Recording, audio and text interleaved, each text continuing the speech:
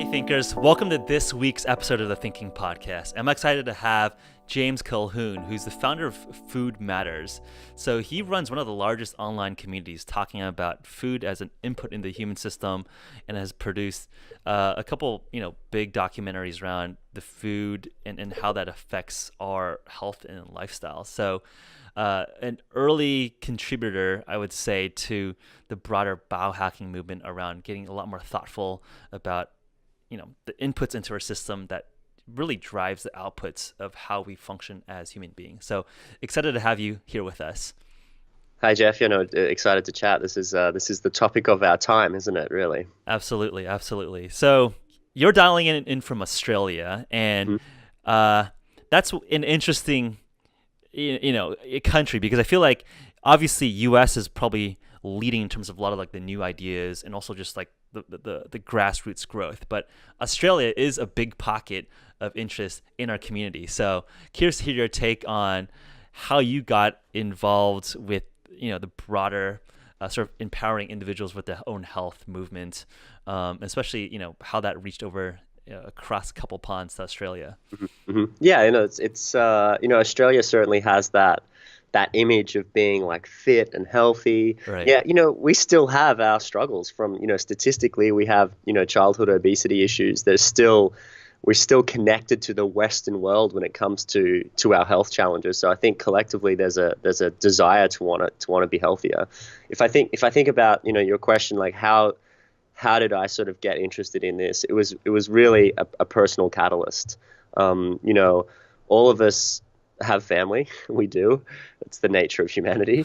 and a lot of times family members might be going through a particular illness or a struggle.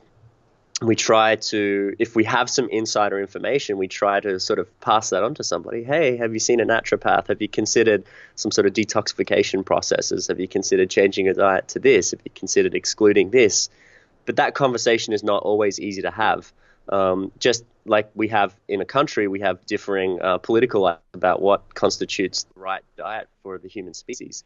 And even if you sat around a particular dinner table with probably 10 of the leading integrated functional medicine doctors in the world right now, they're going to have their own spin on everything. And this is what drives essentially a huge amount of confusion in the health and wellness space.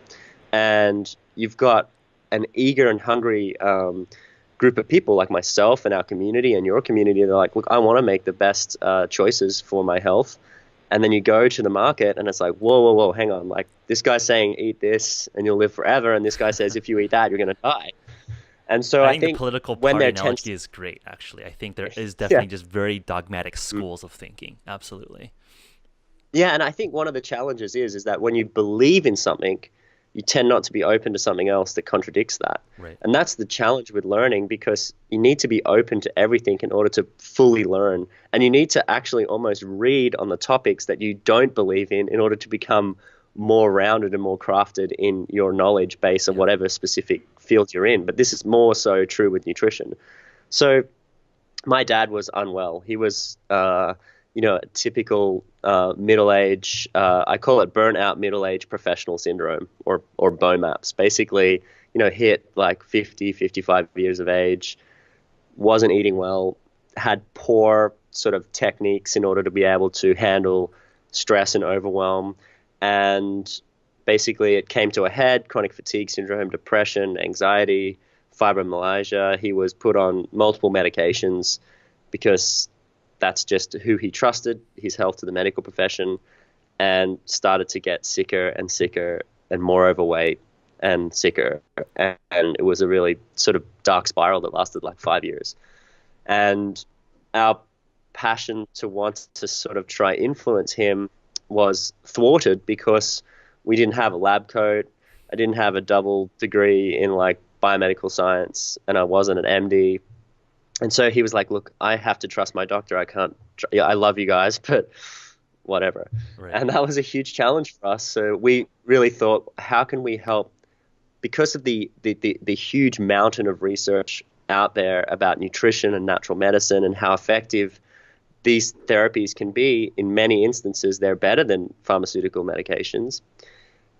Yet how is that not available to the everyday person, and what is this, what's happened in that industry in order to stop that from reaching people. And so we decided to go and interview a lot of people that we'd been studying and researching, put it together in this documentary, and bring it to him and put it on the TV, because Wow. we tend to believe what's on TV, and we Right. thought, well, if we could just get this information on TV with doctors and high level people, then maybe this could be the answer to shifting his belief system around this and helping him make the changes so that he could get better. And that was how the Food Matters film came about. That's how this whole movement came about. And thankfully, within 3 months, he was off his meds, lost 50 pounds, and was back to normal after 5 years. And it was just like a miracle, really. And he's been better ever since. And it's a huge success for our family. So that's a really personal win for us. And that's inspired us into getting this to more people. Wow. That's an inspiring story. So how did it go from sort of a N=1 project on your dad to, hey, so it eventually got distribution, I guess the film and the documentary, and sort of a movement was created around it. I'm actually curious, how did it go from, when was a turning point for you when it was like, hey, we're starting to talk to all these people, we're learning a lot, maybe this knowledge could be disseminated to, tens, hundreds of millions of people? Yeah, I think it was a culmination of taking that interest in nutrition, plus seeing that success with my dad, and then thinking about, well, how many other people are affected by this? Right.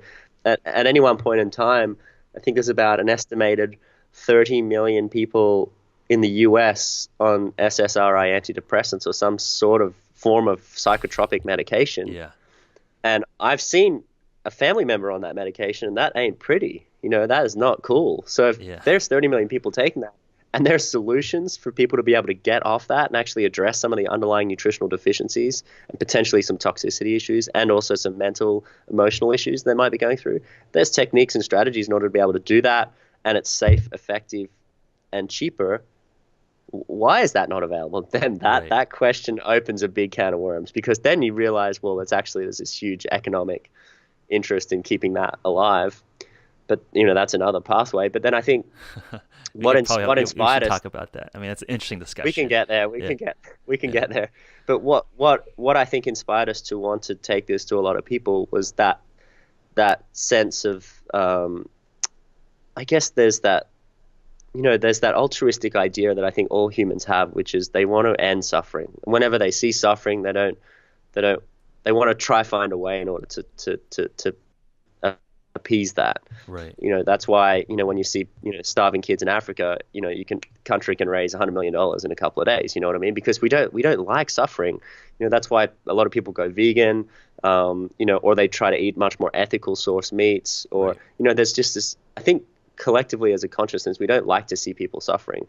So there was that sort of feeling inside of us, like, why are people suffering? How can we help that? What's the most effective medium to reach those people? And film just became an obvious choice. And then we sought out distribution and just took it step by step, and it continued to reach more and more people, which is just, such something we're super grateful for and happy to do every day, even when I'm not feeling 100%, as you probably tell today. Yeah, no. So yeah, James he's got the flu, but it looks like it's beautiful weather down in Australia. So you look super bright. It's the middle of winter. It's a brutal winter, but yeah. That's funny because like it's a summer for us in the northern hemisphere, and it was like pretty foggy this morning. So if that's winter, we'll make a trade. I think it's always interesting that.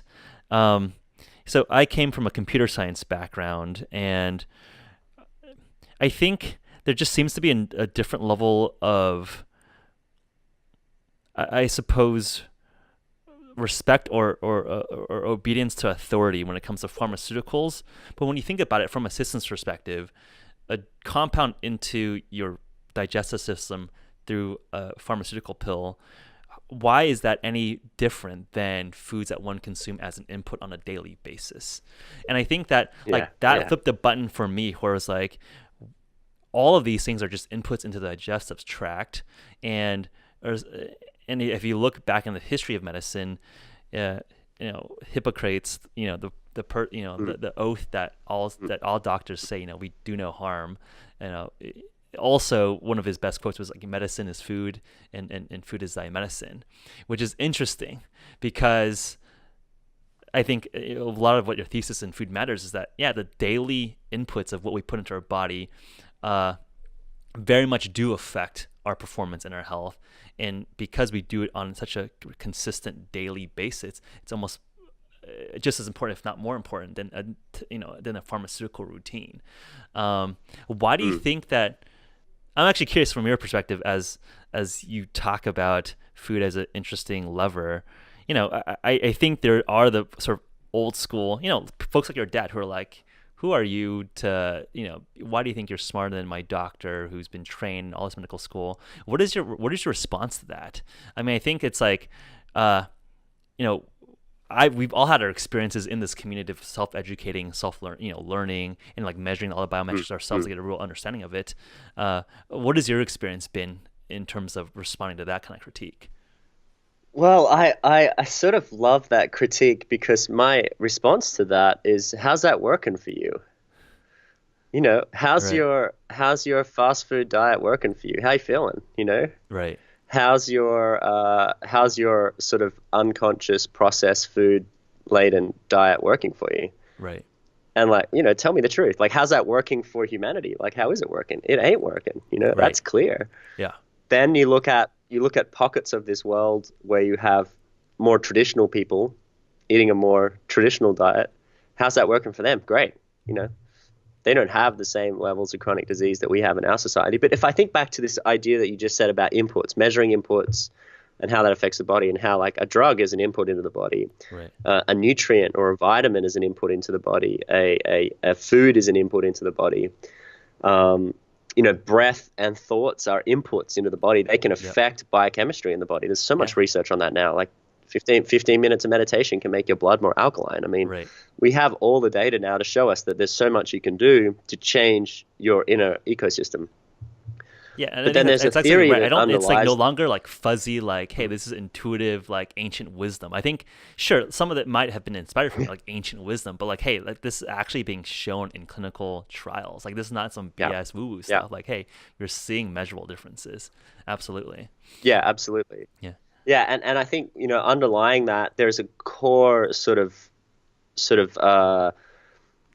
thesis that exists in this natural health sort of world, and it was taught to me by a lady called Charlotte Gerson. Her father was Dr. Max Gerson, and he got was suspected poisoned by really some pharmaceutical interests was how they believe he was killed, because he suggested that, and this was radical. I mean, there's been some people throughout history that have made some radical suggestions, which are now not so radical. Like, one of the best examples of this is Linus Pauling, right? 2 Nobel Prizes.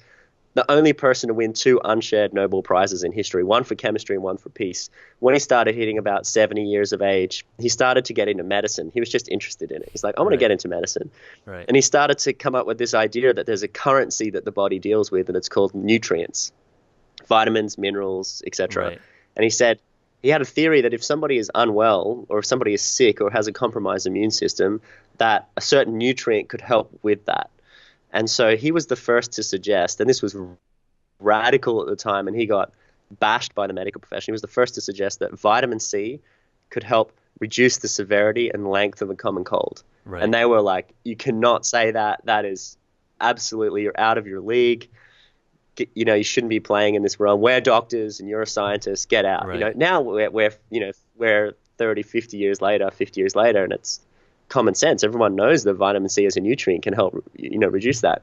One of the things that this other theory I'm getting to now is this concept around chronic disease, that there is, with most chronic diseases, and it depends on the disease, there is an underlying root cause, according to this philosophy. And this was this Max Gerson gentleman who discovered this, and his daughter Charlotte, who sort of continued the legacy. She's now 96 and lives in Italy somewhere, probably escaping assassination. No, just joking.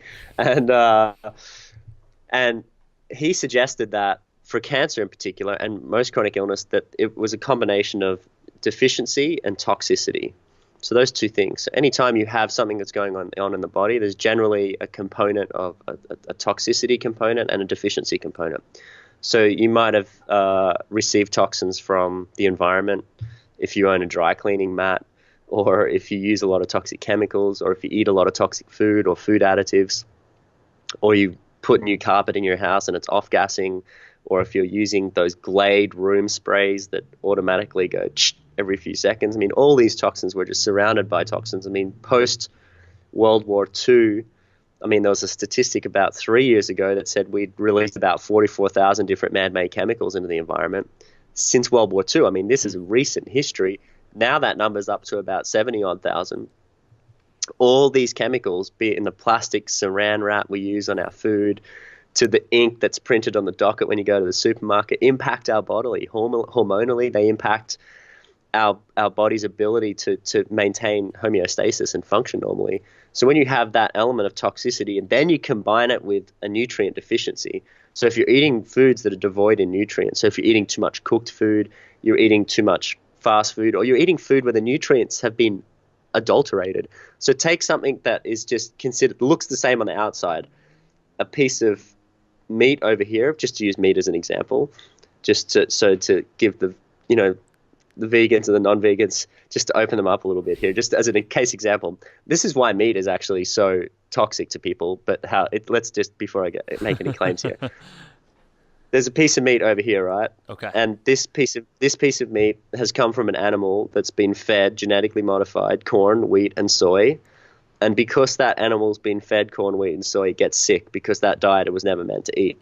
So then they give it antibiotics. So you got a sick cow on antibiotics, and got this piece of meat here. And when we have that piece of meat and we analyze it, it's high in omega-9 and low in omega-3. And that fatty acid ratio means that it causes inflammation in the body. Right. Inflammation in the body can lead systemically to many other chronic diseases depending on your particular genetic weakness. This piece of meat over here, say, is from maybe a wild animal or even the same animal. It's been eating grass if it's a ruminant animal, or it's been eating whatever it eats as an animal, naturally living in its environment. It's healthy. It hasn't suffered. It hasn't been given any medication. It hasn't been put into like some feedlot situation. This product over here is high in omega-3, lower in omega-9, and it promotes an anti-inflammation effect in the body. So it's the same product, totally different. Right. But most of the world's eating this toxic product, and they're not eating this healthy product.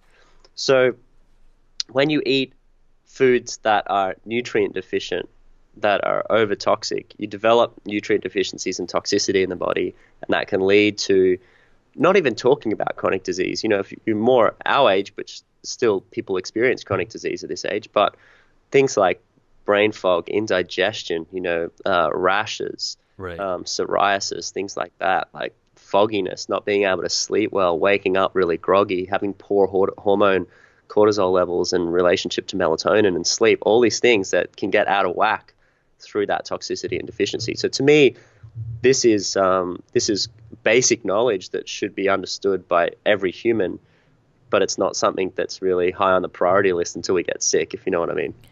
Yes, I think now people finally realize, hey, we can feel much better, be a lot more productive at work on the enhancement side. But I think maybe this is overly stretching it. But I think there's more and more people, especially within like the transhumanist sort of living forever crowd, especially in Silicon Valley, where it's like, hey, we might be able to escape the escape velocity for life, and that's the notion that if we can extend our life by a year, within a year, then maybe we can outpace the fact that we might need to die. So I think that might be on the extreme side, but I think most people realize that, hey, we have an intuitive feeling that, hey, by what we eat, what we do, by exercising, we can do and feel better on a daily basis, get more out of our days. That I think this is a generation that is a lot more proactive on their health, whereas I would say previous generations are very reactive. I think partly due to the notion of, hey, we might be able to live forever, but also I think partly we actually have a lot more tools now to actually measure on a day-to-day basis our biometrics. So one example that I like to make is that, we have all these like footstep tracking devices now. But if 10 years ago we were talking about footstep tracking, it would have been like, hey, are you training for Olympics? Why are you tracking your footsteps? Now everyone is tracking their footsteps. Like even if we want to or not, it's just part of our jewelry now. And I think biohackers right now are tracking their blood glucose, their blood ketones, tracking all these like their metabolic panel, very proactively. And I think with, the R&D developments of like optical glucometers into your Apple Watch, where you can just get your blood sugar without having to get your blood pricked. Maybe you get your ketone levels. Maybe you get all of these things continuously. Now we can actually not just sort of intuitively feel better. We can actually say, hey, I don't even need to believe if I feel better or not. I can look at the data. And I think we're a data-driven generation as well. So I think with those two combinations, I think it's like we're finally no longer needing to believe in some ancient tradition or cultural tradition, and be like, hey, we can actually look at the data and actually, one, feel better, and two, like the numbers show it. Yeah, and I think what's led to this technological sort of advancement in this space is that, historically, if you look at humanity, health is something we always took for granted. Like if you try go back, like I'm talking probably like 3,000 to 5,000 years ago, right? Indigenous people, health, the main threat to our survival was not chronic degenerative disease. It was like a tiger, or it was like an ecological disaster, some sort of storm or something. It was real. Right. Or, a blood loss at birth, some sort of trauma, like an incident, and so we never had to think about health from that perspective. Then as we've evolved to where we're at now, basically you can have friends in your circle of friends that drop dead from a heart attack, and that's their first symptom. I mean, 50% of people who die of a heart attack, of heart disease, their first symptom is death. And heart disease is the biggest killer in the modern world, right? So when you start to see that, and then you start to see, I had a friend of mine who I, really respected deeply, and she passed away of cancer, a couple of years ago now, and she was in her late 20s, early 30s. You start to see this more. You see kids with autism, you see friends diagnosed with cancer. I mean, so right now, our awareness about wanting to take action is based really on twofold. One, fear of chronic degenerative disease, although that's not huge for most 28-year-old males with a beard and a man bum. They're like, I'm invincible. I don't care about that. But they're like, how can I optimize performance? And the reason why I think optimized performance is such an important topic right now is because we're starting to realize that the human experience is such, well, this is my belief anyway, the human experience is such a precious gift, right? And as you start to get that perspective on life where, being able to have the experience of being human, being able to make an impact, to have a startup and bring something exciting to the world, or to help change how the world does X, or to help push this forward, or to help create something, you need to be coming from a place of abundance, abundant energy, abundant mindset, abundant, in all areas of your life. You can't do that if you're 30, 50 pounds overweight. You can't do that if your blood sugar is constantly going up and down, which causes massive mood swings, and you're flipping out at people. Then half of your team leave because they're like, oh my God, I'm working for a psychopath. You can't, if you're not functioning at a high level, you're not able to make an impact anymore. And because the barrier to entry in so many different markets has dropped through the floor. I mean, 8-10 years ago, to make a documentary, you either had to be Michael Moore or an Emmy award-winning documentary filmmaker. Now, if you've got a camera and a YouTube channel or something, you can reach the world. So because that has happened, we're essentially living in a much more cooperative, competitive landscape, and it's the person, really, I'm talking more to your perspective of biohacking, it's the person who can be the most effective, the most efficient with their energy, with their time, with their mental aptitude, with how their emotional intelligence is, that's going to be able to have the biggest impact and the biggest level of service in this world. And that's why I think biohacking is such an important topic, because if you start to develop, from a spiritual sense, a third person awareness about your behavior.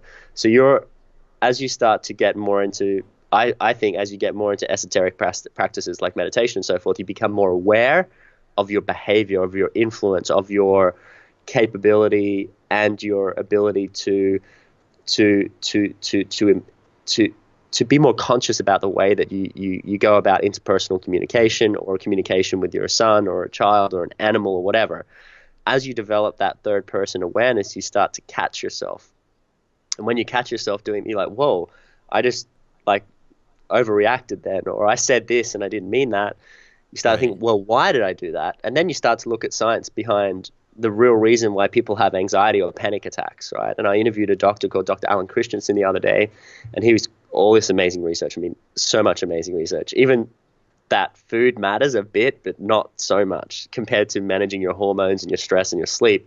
But one of the things he touched on was that the underlying, what happens when someone has a panic attack or anxiety or an outburst or something is there's a rapid drop in blood sugar at that moment. You know, I'm not talking about if you measure your glucose in the morning, measure it at night, oh, it's stable, it's fine. No, I'm talking there's a micro, like, bang, drop.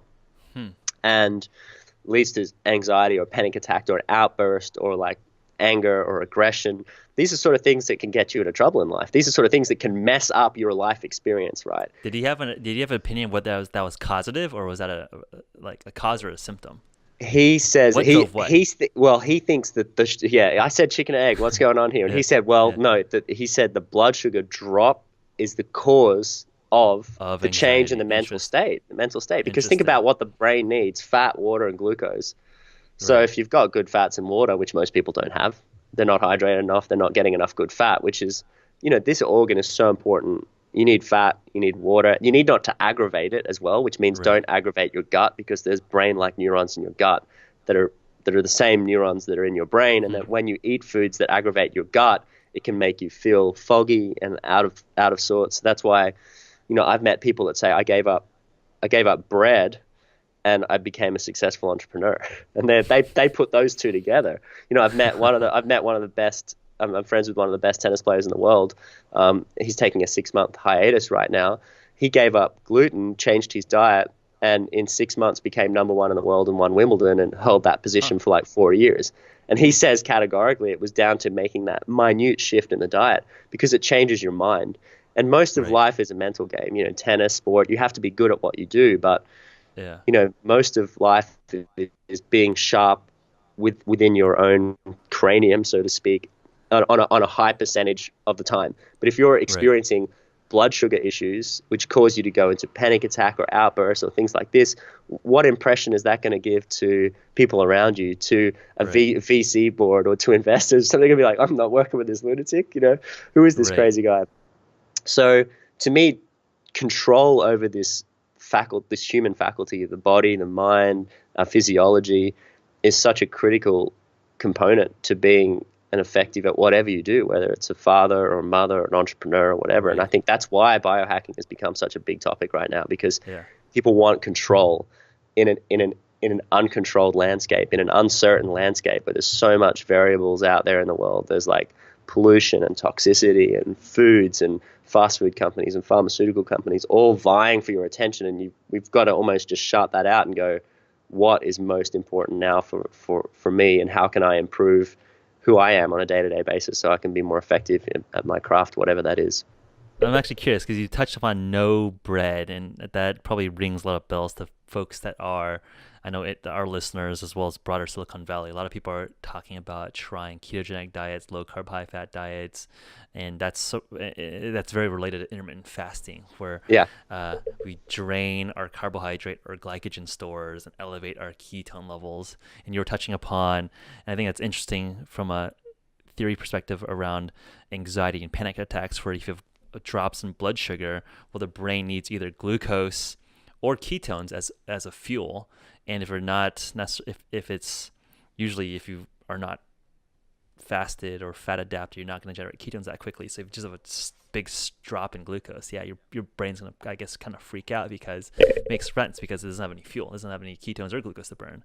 I'm curious, given your experience, we've seen the ketogenic diet, intermittent fasting as big parts of our community, really buoying the growth of our community. I'm curious what you've seen in Australia and your audience around these two sort of macro broader trends here? Yeah, I think it's definitely a big trend. I think it's a strong trend, and I think it's effective because it's essentially it's the antithesis of what is currently happening out there. So, and when you do that, you create change and you create an effect in the body, which can be really positive. And I think intermittent fasting, training the body to burn fat, these are things that are really powerful and that can help you improve brain function, help you improve your energy levels, help you improve your effectiveness as a human, help you improve your immunity as well. But I think I am a little bit more of a moderate, I would say, when it comes to this sort of dietary philosophy. And the reason being is that I think when you do a change of diet, you get what's called a honeymoon period, right? You're like, oh my God. Well, in between, you get this like, this is tough, this is tough. Then you get this honeymoon period where you're like, this is it. This is what I'm meant to be doing. I feel great. And people a lot of the time get this when they go from a standard American diet or a standard Australian diet onto, say, X diet, paleo, ketogenic, raw vegan or whatever. There's this, all of them will experience after a week or two this amazing feeling, and then for quite an extended period of time, 2 or 3 months, really good feelings. And I call this the honeymoon effect, right? And then after that, there'll be some minor adjustments that maybe need to be made. And I think what happens with all of those, say, 3 elements, paleo, raw food, or ketogenic, is that we tend to, after a while, the best result will be when we sort of find that balance between what our personal genealogy or gene type needs, because I think it's important to understand our genes. Like, where are we from a hereditary perspective? How has our particular genetic form evolved over the past 8, 10, 12 generations, for instance? And what have those people eaten? And I think that really brings in a huge element of biochemical individuality into it. That's why I think the idea of a one diet fitting all doesn't work. The idea of moving from a diet that's generally not good to a better diet works for everybody. I mean, for most people, yeah. Yeah, exactly. I mean, you go from eating, In-N-Out burger and just going to going to the junk food aisle of Ralph's, and then all of a sudden you go and you do a raw food or a juice cleanse, or you go on a ketogenic intermittent fasting, or if you're going to just be like, oh my God, this is amazing. I feel unbelievable. But I think long term, there's elements of each of those diets that have an important place. And what happens is when you start to have that positive experience and then start to look at your genealogy, your biochemical levels of individuality, what do you need, what have you personally adapted to eat, and where do you live, what's your climate like, then you start to devise something that's a lot more tailored to you. Bespoke to you. Excuse me. No, I think that's a great point. And I think that's something that I hope that, as part of broader biohacking, is not just manipulating your inputs, but actually measuring your biometrics, right? Like, biohacking to me is like the engineering mindset on the human platform. And again, like, if I eat a piece of bread, my blood glucose is going to react very differently to yours, perhaps. Yeah. Maybe they're the same, but probably not, right? And I think like the rules of thumb for a ketogenic diet, right? Like, eat less than 20 grams of net carbs. Well, that's kind of a rule of thumb, but that 20 grams of net carbs might do a lot different to my blood sugar and my blood insulin than someone else's. Totally. I think ultimately, I agree exactly what you're saying, which is, use different diets or routines as frameworks. At the end of the day, we're going to have variation, right? Like just as much as environment, a big input into our outcomes, our genes are different, right? Like, there are, I'm a slow caffeine metabolizer. You might be a fast caffeine metabolizer. I mean, that's a very just basic one, but I think it's well understood that the same diet for different people are going to have different outcomes. Totally. So a lot of these things, I think, are rule of thumbs. I think we can definitely improve on, like, the junk food, consumer packaged good, Cheerio diet or whatever. Not to hate on Cheerios, but like, the packaged food industry. All these things I think you're saying is right. I think they're definitely step functions better than status quo. But I think to, like, sort of true nirvana, if you will, is, yes, measuring everything for yourself. And I also think, true nirvana, if that concept, that's a great concept. I want that. True nirvana also, I think, involves a certain element of nutritional, nature-based philosophy. And I think that, we can get stuck in this mindset of like, we need to have this and this important, this works here, and I need this at this level. But then I also love looking at, all right, let's look at blue zones. I love this because it really brings everything back to ground-based level. These are pockets of people that are the longest lived people in the world. Sicilians, Abkhazians, Hunzins, Okinawans. There's a handful of different tribes all around the world and how they eat. What is so surprising is that there is not really much strong correlation between their diets, which is confusing as hell because it's like, what? No, I just want them to all eat the same thing. Then it's easy. Then we can all just eat that. And even look at different types of people and different tribes. I mean, look at your Inuits, right? High fat, high animal flesh consumption. Then look at more, say a Polynesian tribe living in the remote island of Tikopia in the Pacific. Roots, tubers, more carbohydrates, a little bit of fish. It's like, whoa. So it's like, whoa, hang on a second. What's going on here? But I think there is a lot to be said about finding the similarities in those diets, but also looking at where have you evolved from? Are you much more of a northern latitude European that maybe has a strong history of cultured kefirs and things like that, and they work for you, and maybe you have more fermented traditional ancient grains in your diet and that works for you? Are you from more of a tropical Polynesian lineage where, and that's where I think you need to we can't get a diet book that comes off the shelf and go, boom, that's from me. We really need to do our own work, and we need to pick something to start with, evolve from there.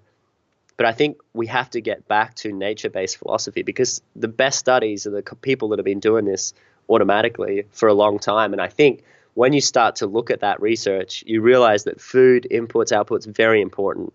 But the non-food elements are equally as important, potentially even more important. And there are a lot of the things we're ignoring these days.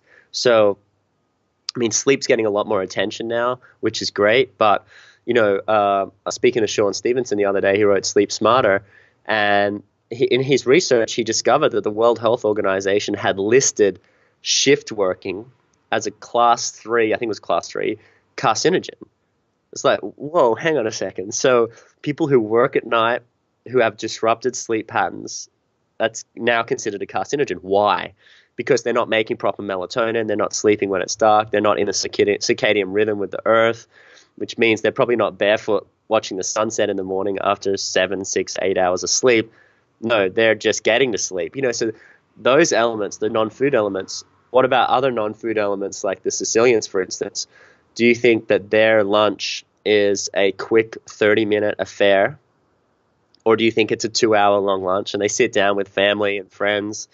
And sure, they drink wine every day and they probably have coffee and bread in the morning. I mean, this is the most, that blue zone for me is the biggest outlier, because if I look at their diet, I'm like, that's not an ideal diet for the human species. Yet they've got plenty of centenarians and they're healthy and they're happy. So it's like, well, so look at what are their non-food elements. They're outside. Maybe those are overpowering the diet component. Complementing it, but they still have a lot of fresh vegetables. They have a lot of, healthy fats from things like sardines, things like that, really good for the brain health. They have wine, fermented foods. I mean, traditionally fermented beverages and foods have been part of our culture for as long as we've been sort of farmer, hunter, gatherers, even before that really with mead, fermented honey. So why aren't we having those foods in our diet anymore? Like those traditional fermented foods that have been a mainstay. Every one of those cultures has fermented foods, and we have, ketchup now. We're trying to reinstall it with probiotics, right? Yeah, but if you're just eating if you just eat the fermented stuff, I mean that's your probiotic, right? Totally, there. Exactly. And think about all the things that were fermented that are now no longer fermented. So ketchup that people use on French fries used to be fermented tomatoes. Like now it's tomato, very sugary concentrate, high fructose corn. Exactly, but it used to be fermented tomatoes. Things like chutneys, pickled vegetables, sauerkraut, kimchi, kefirs, kombuchas. I mean, these are fasting today. You're making me hungry. they're making a revival, and so they should, because they've always been a part of our diet historically. So to me, I think the more we can use a dietary intervention like a ketogenic diet, intermittent fasting or juice fasting or cleansing or water fasting, I mean, 3 days on water, you can start to regenerate stem cells. You can start to really change your body. I didn't Dr. see the stem Lodo, cell data, but I know there's strong data on immune system. yeah, immune system, human growth hormone can go up. Stem cells maybe take longer than 3 days. There's different studies out there. I know Yes, Dr. but HGH rises at day 2. Yeah. Okay, now look at that from a nature-based philosophy perspective. What happens when an animal's sick? You tell me, Jeff. Yeah, they don't eat. They fast, essentially. Oh my God. What do we do when we're sick? We go to a hospital and eat shit food. I mean, come on. This is just like so unbelievable. And to me, that's why I think we need to work nutrition with the head and the heart. And we use the head to go, hang on, this is wrong. I need to do something. I need to intermittent fasting. I need to measure these inputs. I need to do this. And you get the change. You're like, oh my God, this is amazing. But then you also need the other component of what have we done as a species? How have we evolved on planet Earth? How's our dietary philosophy evolved? Where am I from? Is my father Irish and British, or am I Polynesian, or am I Japanese, or am I Hawaiian? How is that? Could that potentially influence me? Do I need to be introducing more of that? Because you take a Japanese woman in Japan eating a traditional Japanese diet, and they have one of the lowest incidences of breast cancer in the world. You implant that Japanese person into America, and they start eating the American diet, their rate of getting breast cancer goes up. So it's like, so there is a genetic and a localization and an understanding of how we've evolved to eat as a species that we really need to be taking a lot more care and attention to. And I think that's the future of nutrition, is actually looking forward and going back. It's like David Wolf says, the biggest advancements that are going to happen in the world are going to be Stone Age technology that's brought into the future. You know what I mean? So I think this is where, analyzing your DNA helps you to determine more of who you are and where you're from and how your body reacts to different stimuli or food inputs. That's just telling you your genetic lineage. We've just got a modern tool in order to be able to do that. So to me, this is the future of nutrition. This is the future of health. No, I want to reflect on that. I think you bring up really good points. So nutrigenomics, right? How does our genetics apply to our nutrition? And I think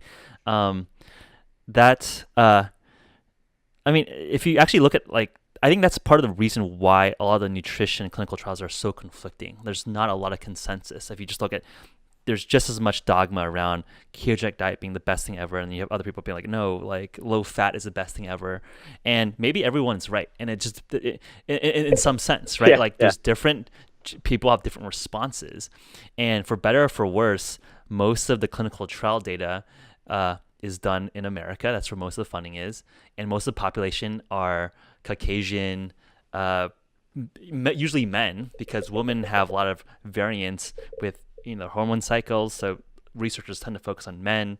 So you're focused on essentially white men in a reasonable age demographic as being the primary sort of population being studied.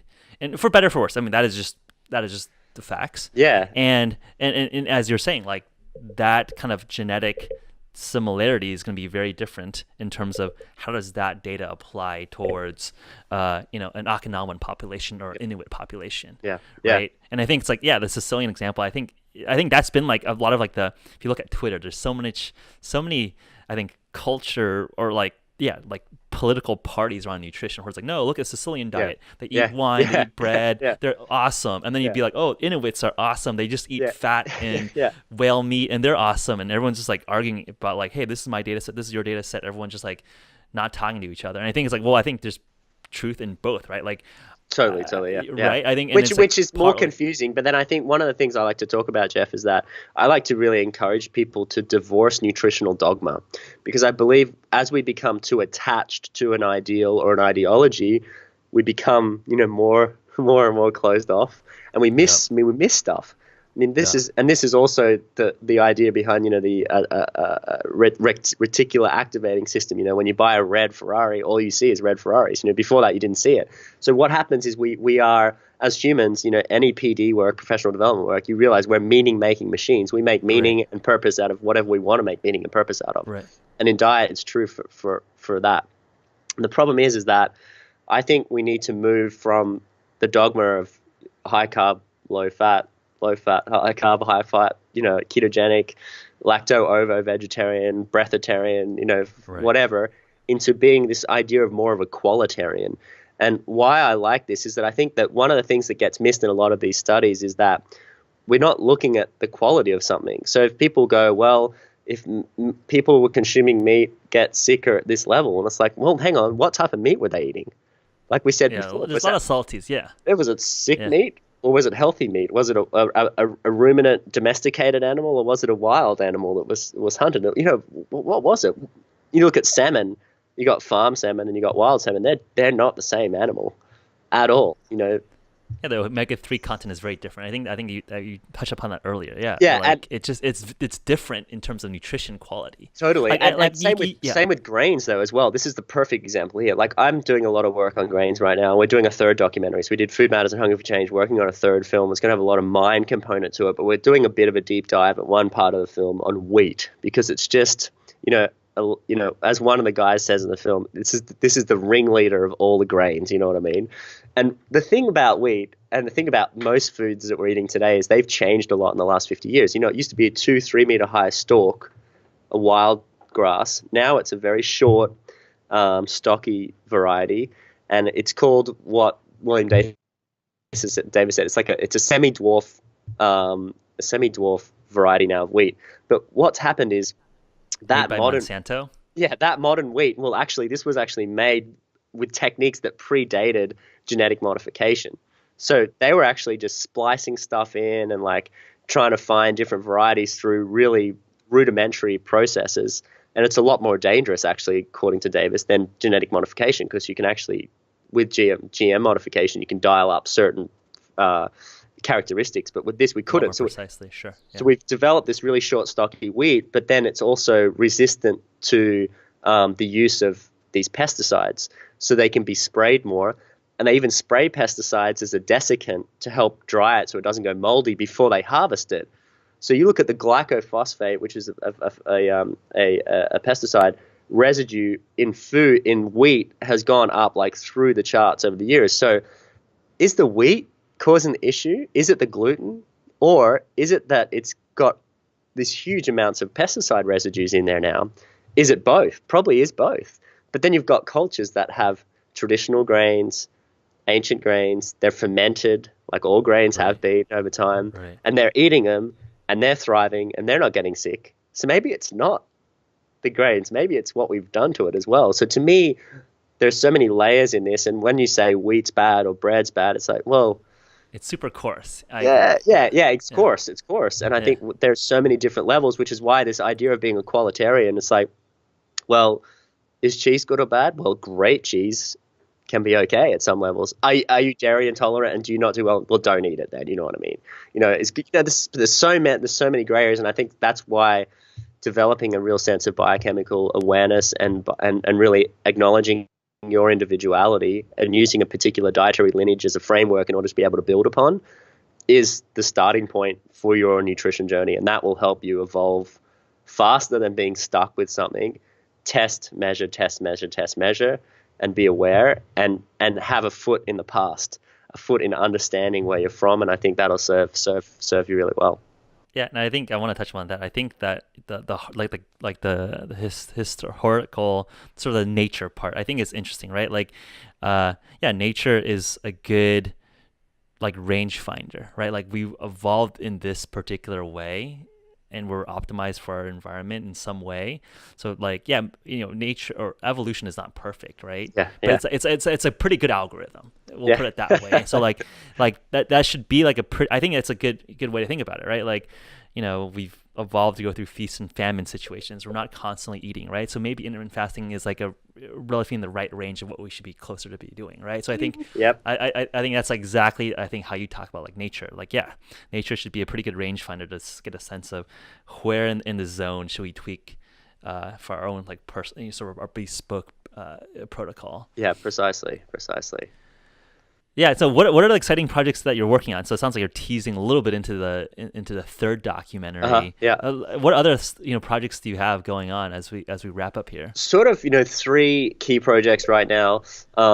we've got our streaming TV channel, which is just something we're putting a lot of effort and energy into. It's essentially a Netflix for health and wellness. So we have documentaries, meditation, yoga, exercise classes. We have a lot of expert interviews in there, and also guided programs. We've just launched like a 10-day sleep and stress program. We've got like a 21-day gluten-free program. So different guided programs in there that people can follow, and that's a big focus for us. And launching with Amazon Prime soon, and on Apple, on their platforms and everything. So that's something that excites me, because I think education is really the starting point. And like what you're doing with this podcast, if you're not aware, you can't tweak. You can't change, you can't measure, you can't evolve. And so awareness is the ultimate first step. And we've always had that.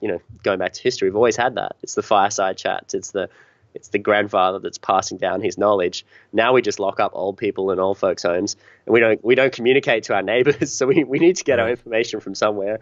And look, CNN and Fox News are not ideal sources of information gathering. So that's why we sort of created it a separate channel. Then also because you have to be conscious about what you feed your brain with. I mean, you turn on the news, and I guarantee no matter what time you turn the news on, it's going to be death, pain, fire, destruction, terrorism, or politics. And like, what is that actually doing for you? Like, nothing. I mean, honestly, do you need to know all this superfluous information? Like, even I turn on the news here, and I've got a young child in the house, so thankfully my wife is like, no news, which has been great actually the last sort of few years. It's been such a detox for my brain. But this person got stabbed here, this Amber Alert, this child's missing. It's like, okay, I don't really need to know that. Sure, I feel empathy for them, and it's not it's nice. Sad. But it's unfortunate, but yeah, it doesn't affect your day to day. No. So rule that out and input good stuff in. So that's my biggest movement that we focus on. Next, we're doing another film. That's super exciting. I really want to move nutrition forward and beyond nutrition. I want to look a lot at what's happening in the breathwork space, cold exposure space, mental rehearsal space. These sort of things are getting more and more on the radar now. And I think that when you've got people that are able to rebuild their spine with their mind, then you're like, whoa, how does that happen? And then because it's just like there's some stuff happening out there that, or even simple breathwork processes that can like increase the oxygenation of your brainstem and things that can cross the blood-brain barrier. Like there's so much that's to be explored there. So we're going to go a lot into that. But mental rehearsal is a big one, I think. Like the esoterical words of visualization and manifestation and that, but stop that. Like mental rehearsal, this is a tool that everybody uses. Tiger Woods, he's not in a great spot now, but Tiger Woods used mental rehearsal. Carl Lewis used it, Jim Carrey used it. All these people used it, and they got a certain result in their life. Why aren't we using that more? Because I don't know, we just think it's woo-woo, but there's more and more science and data supporting it now. So I want to. Yeah, I think that's interesting. Yeah, it could be selection bias. Maybe that's the only reason why we hear about them is because they wanted their woo-woo kind of worked, or it's actually something there. But I think regardless, it's worth looking into, and I think that's right. Like all the best athletes do talk about like visualizing their moves, visualizing their play. So there seems to be something there. Yeah, and so whatever it is that you're doing. That how can you apply that in your particular field? And then there's a third thing we're doing. We're working on it's a bit of a super secret hydration product right now. Huh. Okay. And I've done a lot of research in that space over the last year and a half, and hydration is actually so important, right? But really, when you sweat or when you're dehydrated, you need to just drink your sweat minus the toxins. So what is sweat? I mean, it's salty water. So we need salty water. That's great, right? But then what's the most effective way to deliver that to your cells so that you have proper hydration? And it's not Gatorade. It's not even Vega. It's not Scratch. It's not all these other brands. I'm not saying brands to chicken them, but they're just products that have been manufactured in a lab. They've created electrolyte minerals in a lab, basically in a chemical environment. And to me, the body can't work with that. I mean, we need to go back to what are the most natural sources of that. We found some pretty unique ingredients in order to be able to bring that to the world. So so that's another project. And sure. Like a lot on your plate, but all very exciting.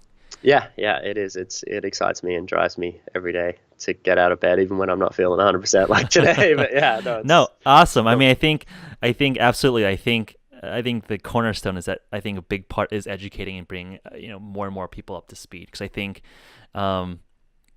I think I've just seen it with myself and just our community, and it sounds like there's more and more people that are excited to learn and learn from better and better sources that aren't as conflicting. I like the attitude that you bring, which is like, hey, I'm not going to tell you dogma. Like, yes, there's like certain frameworks that one should consider, but at the end of the day, it needs to be bespoke. And I think that's absolutely what